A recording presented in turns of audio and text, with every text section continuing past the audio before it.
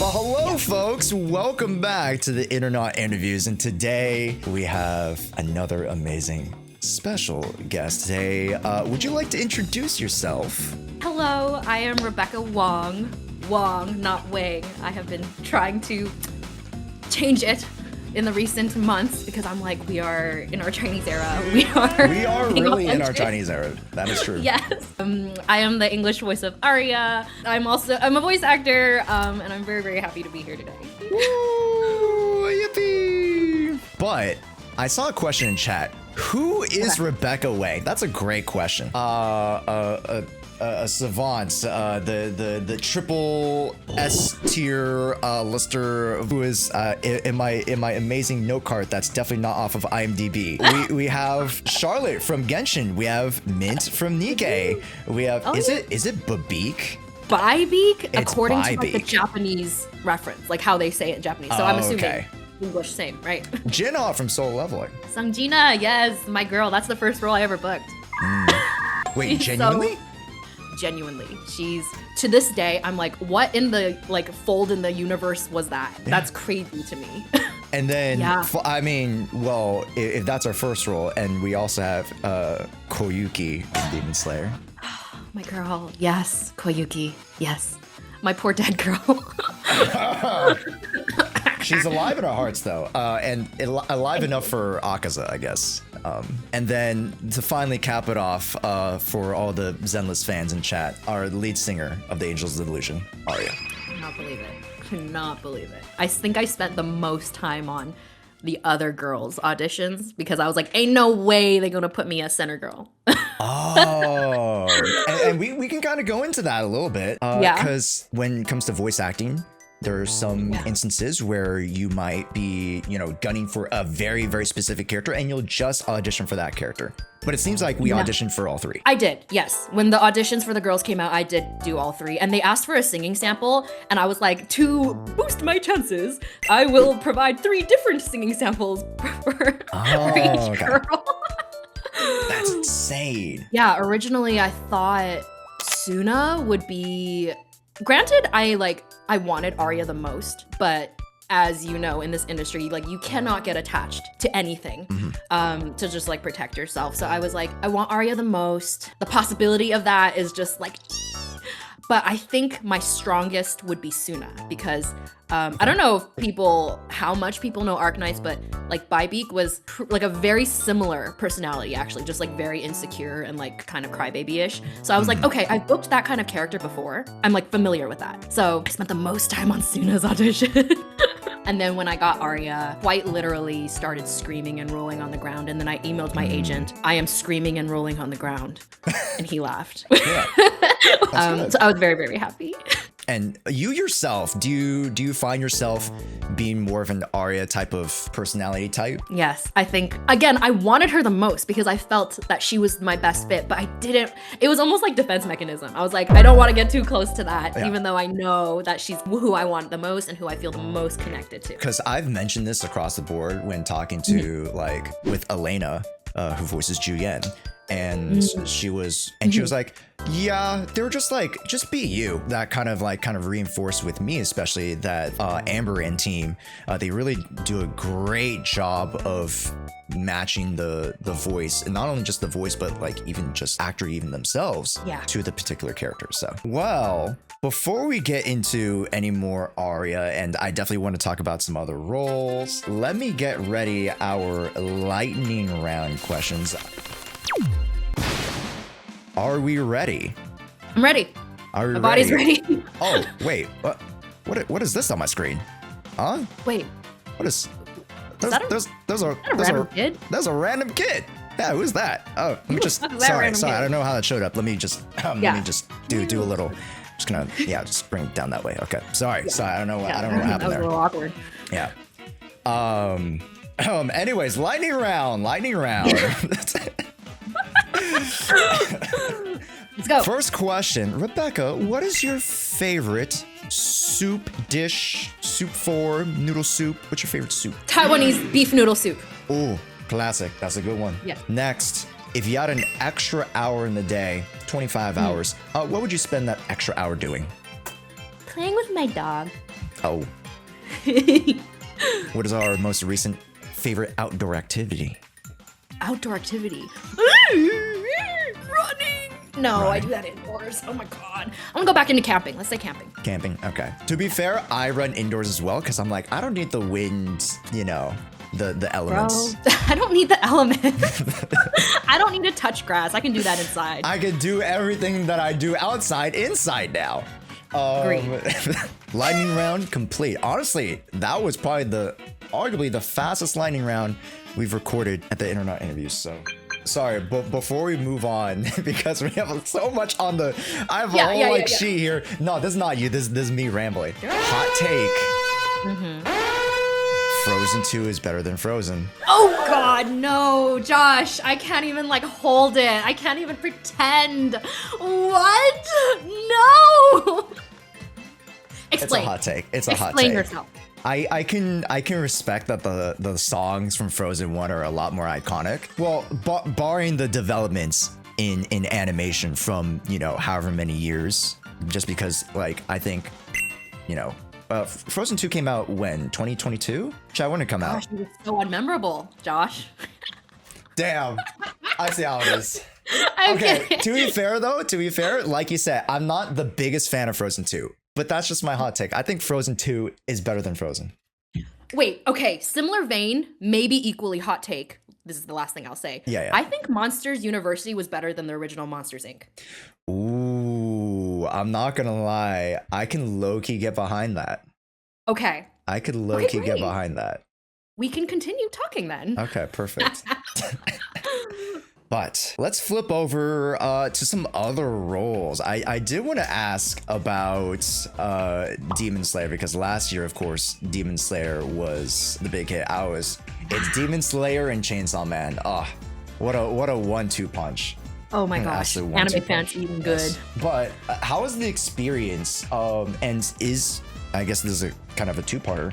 Was there a different experience with voicing for something like a Demon Slayer versus game-oriented roles or some of the other anime-oriented roles that you've done? Well, anime and games are just entirely different beasts in general in terms of like voiceover sessions. So I'll compare it to other animes. It was different in that I very much felt there was a huge time constraint for this one. Usually when you book a role, they're like, what are your avails? Here's our recording range. Yeah. For this one, they were like, are you free Monday at this time? If you're not, then we can't book you. And I was like, literally, I will be there anytime you need me to. I will record at 3 a.m. if you need me to. There ain't no way I'm gonna pass this up, you know?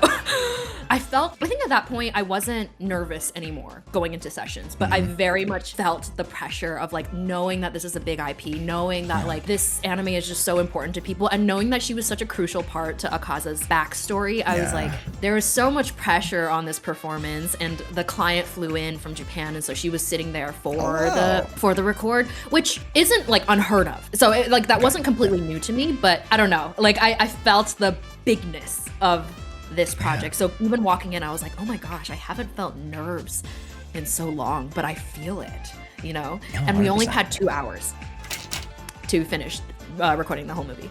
So I was like, okay, can't take too long on, you know, anything.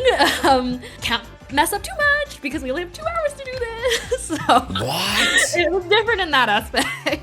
That gives a whole nother level of appreciation, because that whole arc and segment of the movie was an hour in itself. So I was like, what? Yeah. That is insane. Yeah. What? I wanted to turn back the machine a little bit to even before we became a voice actor, because we never got our origin story. Yeah. Oh gosh, the origin, the lore. I studied animation in college. Okay. So I was tangential to the industry, but not fully in it. So I interned for DreamWorks actually my junior year of college, which is how I got connected to that company. So right out of college, again, luck, I feel very, very fortunate. They called me literally right after graduation and were like, hey, we have an open position for the story and edit department. Oh. I say it because that, again, luck will foreshadow my entire career path. My 2 job titles or job roles were One, to sit in edit sessions and take notes. For those of people who don't know what that means, an edit session is where the editor and the director work on an episode together to like retime things, reorder scenes, stuff like that. So my job was to take notes to like what's changing, how many frames are we cutting from this scene, et cetera, et cetera. So I was in the edit bay a lot. My second job role was running scratch sessions. Being in the scratch booth also meant I was doing voices because why not? I was just there. That would foreshadow my entire career because I eventually became an editor. I became an editor in animation. I was on Jurassic World, I was on Blue Eye Samurai. Throughout the entire time I was an editor, did a ton of scratch. Never thought it would become like a real job for me. Because I'm like, as an Asian person, you're like, I can't become an actor. My mom would hate me. Not, but I'm kidding. My mom has always been so supportive of like my creative endeavors, which is why I was in animation to begin with. It wasn't until 2022, another Rebecca lore drop. I'm a runner. I'm a marathon runner. Ooh. In 2021, I was diagnosed with femoral acetabular impingement, FAI. Essentially, it just means I had extra bone in my hip. So my femur was like with my hip every time I like squatted or just intense activity. So it like obviously was creating issues, tore through my labrum. And I was a lucky girl because I needed to have surgery on both hips. People don't usually have it bilaterally, but I did. Okay. I spent entirety of 2022 in recovery, in like rehab. The worst thing about this really was that I had to stagger the surgeries. Wait, like, sorry. Yeah. Wait, you did one on one side and then they were like, yeah, let's just take a break. And then how long? Yes. What? Because you need one leg to support you while the other is healing. So I literally like, oh my gosh, getting my first leg done. I was like, oh my gosh, I have to do this all again. I can kind of see from their perspective though. Yeah, if you have both legs gone, you know, out of commission for however long, that was real hard. Like mentally, it was just so hard. And keep in mind, this was 2022 when the world started opening up again.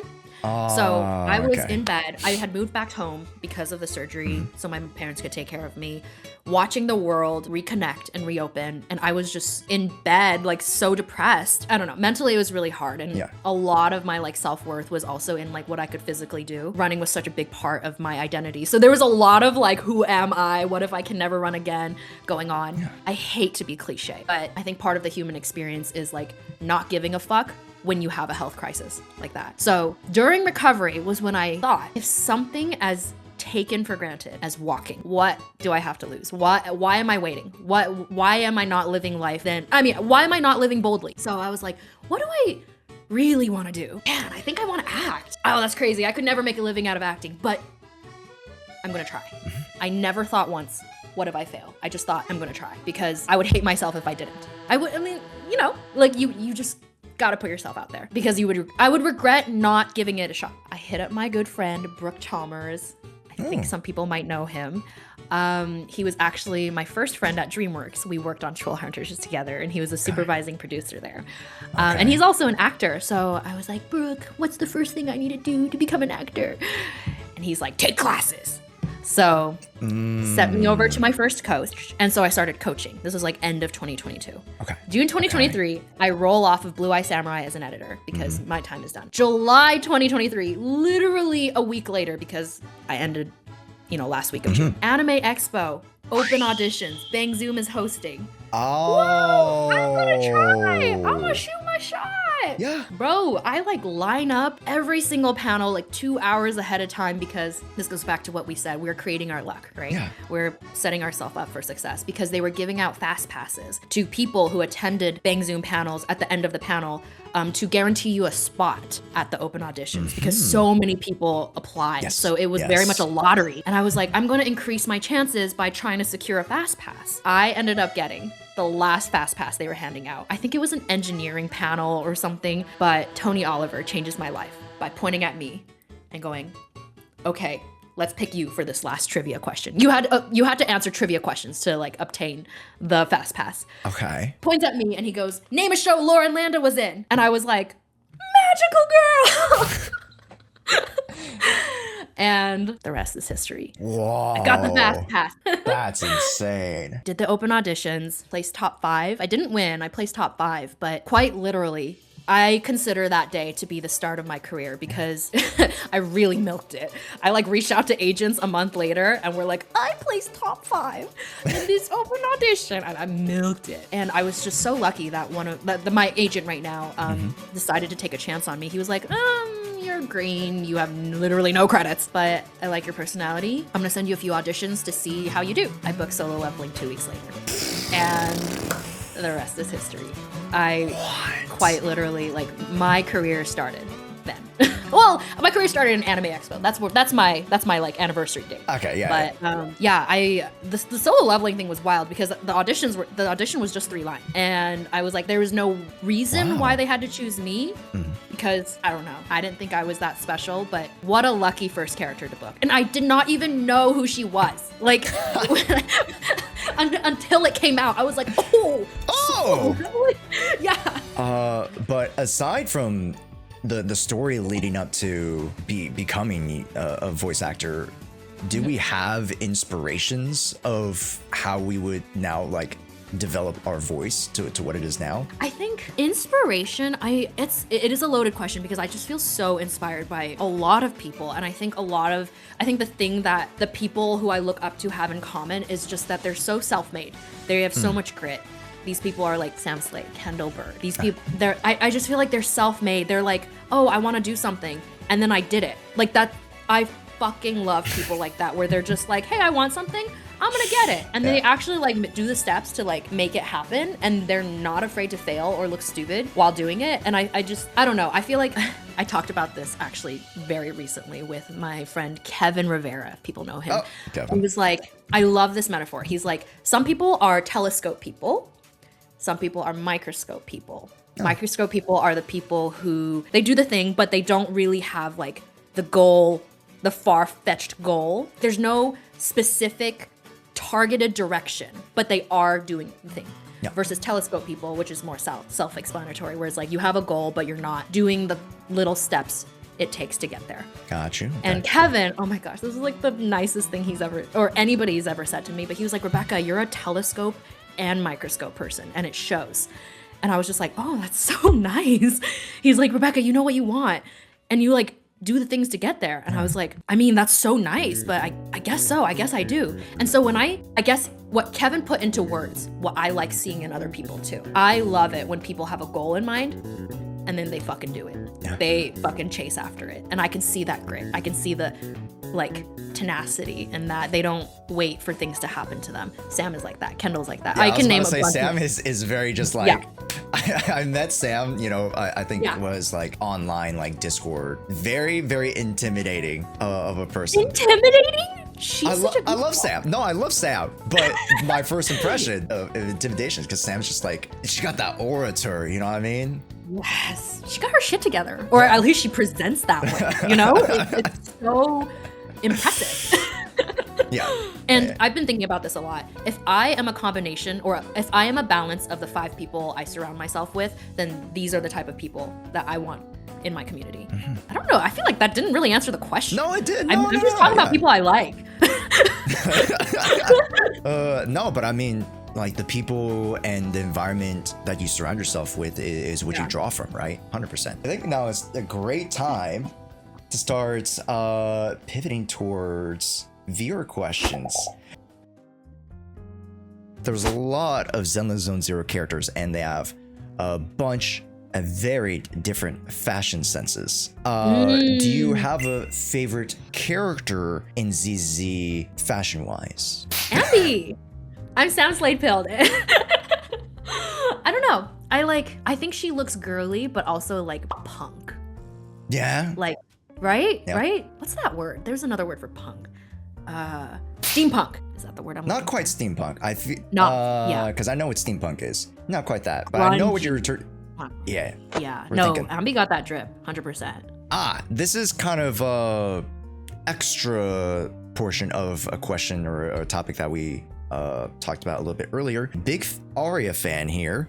Just wanted to ask if there were any more direct inspirations that you got for the cute pink robot. Absolutely. Bocce the Rock. Is she? Do we not see it? Like, No, it is. No. There's so like even before the angels came out, like there's so many memes of like just Oh, really? yeah, of putting the angels into like Bochi the Rock. Yeah. I saw a video comparing them after Arya was released, but I didn't know it was happening already beforehand. Because when I got the audition, I was like, Bochi the Rock. Like I thought it already. Obviously other people would come up with it. That is one of my favorite animes. Okay. 100%. Tangent on that. Yes. Do we have like a Mount Rushmore of animes? Absolutely. I think about this all the time. Favorite, never changes. Okay. Second, never changes. 3 to 5 continuously shifts. It's a fluid list. It's fluid. It is It's fluid, yeah. Yes. My first one is Fruits Basket. Nobody can tell me otherwise. I literally have a Fruits Basket tattoo. Choice. Oh. Yes. My second is Haikyuu. Enough said. Amazing. Enough said. Sports animes are just my favorite genre in general. Sports animes, and then probably slice of life, maybe. Mm-hmm. And then third one's Death Note. Classic. We gotta throw the classics in there. We gotta, yes. Oh my gosh. And then like 4 and 5 are constantly changing depending on like what I've recently watched or whatever. Yeah. But some honorable mentions. Kotaro Lives Alone. Very, very niche. But please tell me somebody knows it. Voodoo Camp. Laid Back Camp. Oh, yeah, okay. Yes. Bocchi the Rock, obviously. Kita Ikuyo's my girl. Fucking love her so much. Kuroko no Basket. Peak, obviously. Oh, what else? Dude, Odd Taxi was like low-key so good. People need to talk about it more. That's okay. Arguable. That's deep ball knowledge. Oh, really? I would say Odd Taxi deep ball knowledge. Yes, it's self-contained. It ended on such a great cliffhanger that I feel like if they did a season 2, you would be ruining the show. We're coming towards the end here. We do have a fun little segment that I want to try with you, and this is very much to the Arya character. Now, we've referenced the ha's throughout the entire interview. I want you to be able to flex your acting chops, not necessarily with Arya, but for you and your interpretation of different ha's with different emotions. So we'll give you like a how would you say if like you were scared, you were like frightened or baffled and whatnot. So okay, we'll start. This is improv. Yeah, this is a little worst improv. Nightmare. Yeah. So give us your best interpretation if you were completely baffled by the food that was placed in front of your table. It's inedible. So a bad shock. Yes. Huh? It's the equivalent of the anime gong. That's literally what I thought of. I was like, it's the Anya face. Okay. Intelligent constructs. Sometimes they need to charge the battery. So, R is charging the battery, and then Suna comes all clumsily walking around with a whole tray table of water for everyone, and she's got motor oil for you, and she walks in and she stumbles and trips and sprays the water all onto the cords and the power cord. This is literally improv. She would go that's insane. Snaps. Okay, but I did have one thing that I need to ask you, because of course I'm going to the concert, right? And everyone's going to be like, cheering and dancing. While that I have you here, could I get you to critique my dancing a little bit? With pleasure. Okay, I'm so ready.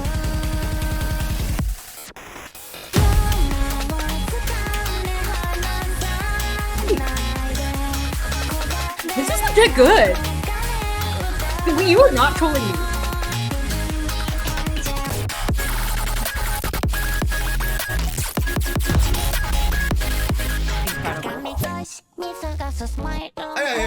Incredible. Yeah. What do we think?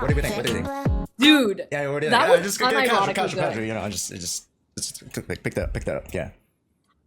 Josh, that was unironically good. I thought you were trolling me. That was so good.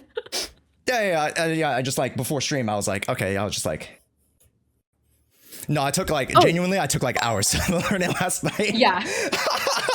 You're like, yeah, I learned this in like 10 minutes before the stream. Yeah. Just casual, just casual vibes. Yeah. Chill That vibe, was so good. low key. Hell yeah. Yeah, folks, Rebecca Wong. Thank you so much for joining us.